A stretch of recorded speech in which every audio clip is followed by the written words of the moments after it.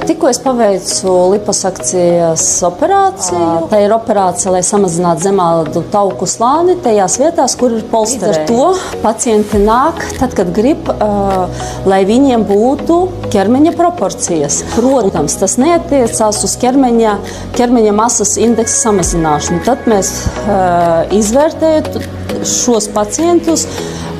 Vienmēr sakam, ka sākumā varbūt vajag konsultēties ar uztura speciālisti, kas var dot pareizu rekomendāciju, kā sabalansēt ēdienu.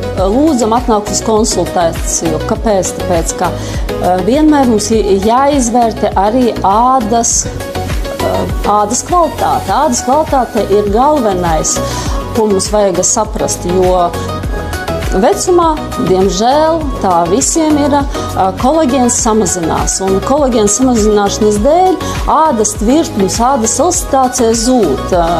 Mēs no savas puses iesakām, tāpat kā uztura speciālisti, kolagēnu, dzert ar C vitamīnu un protams, neaizmirst par proteīniem, jo vecumdienās tas proteīns arī mums samazinās.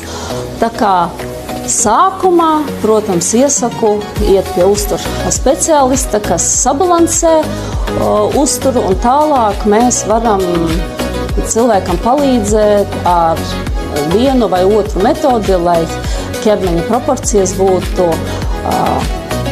jums piemērotākas, jums vēlamākās, un, protams, lai jūs būtu, kā es saku, vienmēr starā.